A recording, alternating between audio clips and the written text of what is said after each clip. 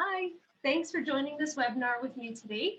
I'm going to be showing you how we can turn an old pair of jeans into an upcycled denim jean jacket. Today, we are going to learn the different steps that it's going to take to do this, how you can manage your time effectively to end up with something that you are confident with and you feel like you could even maybe make something like a dress or something else that you can come up with. So right now I'm going to introduce myself. My name is Kelly Terry, and I'm so glad that I'm able to share this with you, to share my knowledge. The dress that I'm wearing right now is also one of the upcycled denim dresses, and I hope you enjoy this presentation.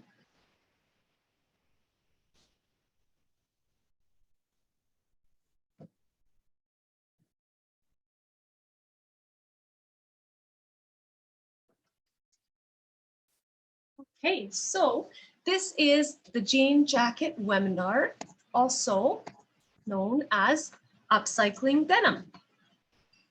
So today we're going to start with an introduction. So why should we upcycle? Upcycling definition. So it is to reuse discarded objects or material in such a way as to create a product of higher quality or value than the original.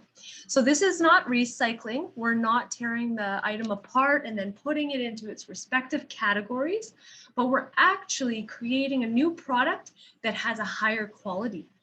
So we want to reduce the waste. We also want to improve the efficiency of our item, and we really want to be creative. So this is why I think you're here today, is because you have a creative mind and you really want to be using your skills in new ways, maybe learning a new way to sew.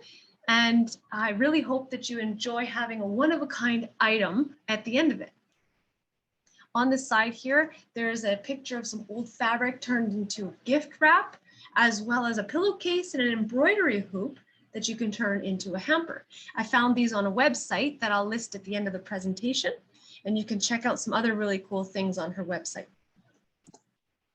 Next is our fabric selection. I say next, but this is really our first step in starting this project. So first off, we want a good pair of old jeans. The bigger, the better. So I'm gonna just turn on this little video here, and I'm gonna show you another project I'm about to start with a very large pair of jeans. We want to do this because we want the pattern to fit on the back and on the front of the jeans. Next is an old shirt. You can have a long sleeve shirt or a short sleeve shirt. It doesn't really matter, but as long as it's large enough, you don't want to go for a small because the pattern's not going to fit quite perfect. So you can already own it, or you can buy it at your local thrift shop. Both options are good. The one thing with the local thrift shop, though, that you want to keep in mind is cleanliness. So when you buy from a thrift store, you want to make sure that your items are pestilence free.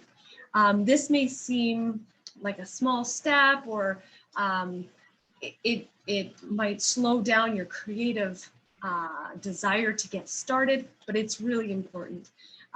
You want to throw your items into a hot cycle of soapy water, and then you want to throw them into the dryer so that that high heat is going to kill anything that might be riding along with your items.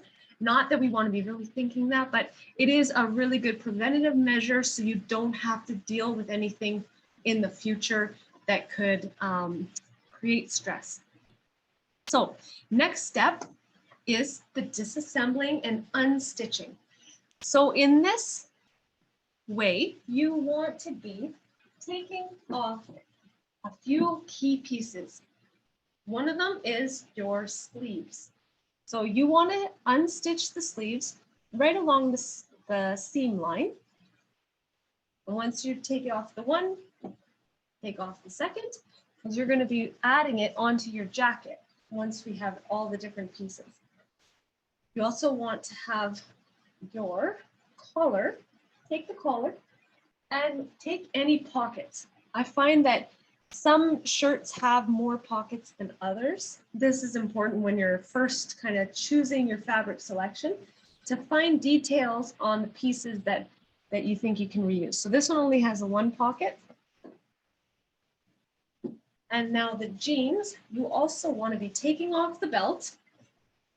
The belt that I'm using here does not have any belt loops.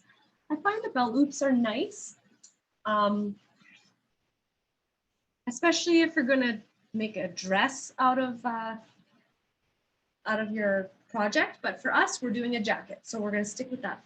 You want to do your pockets on the back of the jeans, and then you want to open up the seams of the jeans all along the side, as well as the inseam of the jeans.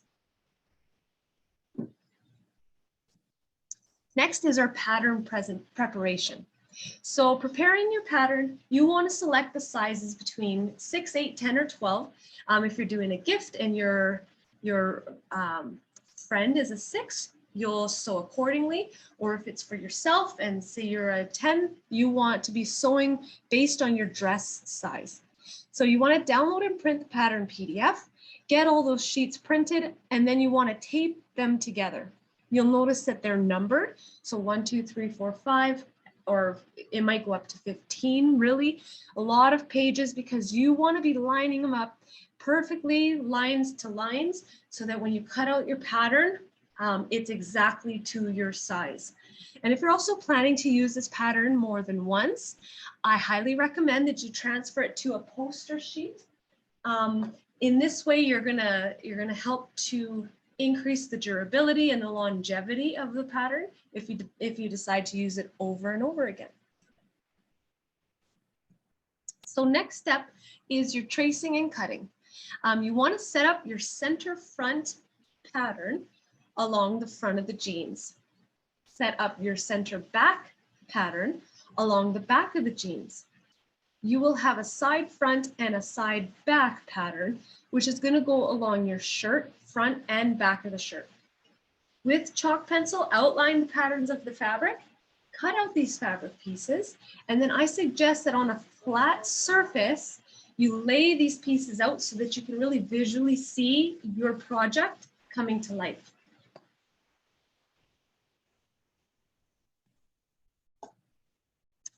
Next is the reassembling. And for this slide, I really want to emphasize taking the time to set up your project in time blocks. So you don't want to be doing this project all at once. You're going to overwhelm yourself. You may even feel a little bit discouraged, like it's too much. This is a really nice project to cut out hour increments and do your shopping for the fabric, your washing and drying. This is going to take you roughly an hour. After that, do some other stuff. When you come back to your project, then you can do your unstitching. Throw on a broadcast or some music, or throw some comfy clothes on and just start unstitching. You'll have a really enjoyable time in that hour. Your next step would be to prepare your pattern. Again, just cut it out in time slots so that you're not feeling overwhelmed, but you're actually seeing your progress as you go on. So now we're going to start sewing. So sewing and detailing. So I like to work in sections, and I start with the front side patterns and my center front jean pieces. So this means that you're going to be working with some of the shirt, some of the jean, but you're working with the whole front of your jacket. So the first step, pin your side front to your center front, match the notches, and walk your pieces together as you pin. This is going to feel a little bit maybe uncomfortable because the fabric isn't straight lines. You're not matching it up perfectly. You want to be walking it along because it is a curve. So it can be tricky. You want to be patient. You also may find yourself doing this step twice. So you might unpin, readjust some things so that your bottom edges line up perfectly. You want to do the same process to the side back and center back patterns. This is the back of your jacket. Step 3, you want to sew the front of the jacket to the back of the jacket. With the right sides together, you want to sew them along the side seams and at the shoulders. Then you want to press the inseams open and serge the raw edges. This helps to really create a crisp line on the right side of the jacket. And it also will help to prevent unraveling or fraying of the edges if you have a serger. If you don't, you can do a French seam, or you can do any other seam that really tucks in those raw edges. Number 5 is to lay the sleeve inwards at the armhole with the right sides together. You can serge this or you can sew the sleeves, whatever you're comfortable with. For the collar, number 6, you want to place the collar downwards. So place folded down against the back of the jacket. This is going to be the right sides together again, and readjust to stay centered. This is important. You want your collar to be perfectly centered on the back of your jacket. So you want to pin this and sew it, readjust if you need. Number 7 is the pockets. You want to line up your pockets equal distance along the side seams at an angle. You want to do it in an angle so that when you go to put your hands in your pockets, they fit. Make sure that you test it out beforehand before you pin and sew. Number 8 for the hem, if it's possible, serge and then fold a 1/2 inch inwards, sew that. If not possible with a serger, you want to fold the raw edge inwards twice at a 1/4 inch. Sew in place.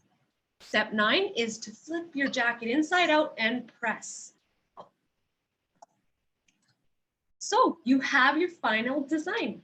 Now this seems like it went by really quick. You're going to have a jacket in 15 minutes, but in reality, these projects take me between 3, 4, 5 hours, depending on the detailing. You can see that on this jacket, I put the center. So I was able to unstitch the center of the shirt that I bought, and I added it to the center of the jacket. If you choose to do this, then it'll just add a little bit of time. So it really depends on the amount of detailing you're doing. You can also notice that the jean pockets, I added to the sides, but the shirt pocket, I unstitched and I added it onto the arm. So you can do whatever creative placements that you want to do, but I really hope that this gave you a little bit of insight and a little bit of understanding on how you can make your own jean jacket. You can upcycle the items you already have, and that you'll feel confident in doing it. So there are limitless ways to get creative, and I hope that you enjoyed this webinar. I'm really excited that we were able to do this, and if you would like to sign up to have a one-on-one lesson with me, I would be glad to set up a time that we can do a consultation to see what might work best for you. My contact information is technicalflax@gmail.com. So if you do want to do a one-on-one lesson, just send me an email, and then we can set up a time maybe to do a Zoom meeting and understand what your expectations are or what your sewing level is at. Maybe you're a beginner, intermediate, maybe you're advanced and you just want to have someone to kind of help you along with some more advanced sewing details. Just let me know. I'd love to help. And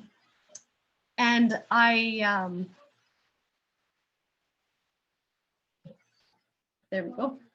I'm really glad that you were able to join me today. I want to show you what the jacket looks like on. So this is the jacket that I had made, and it fits.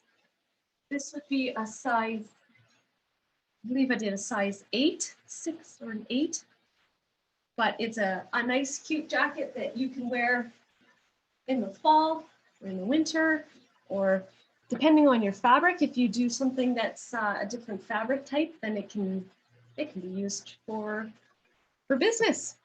So I hope you enjoyed this. Thank you so much again for everything, and I hope to see you and hear from you soon.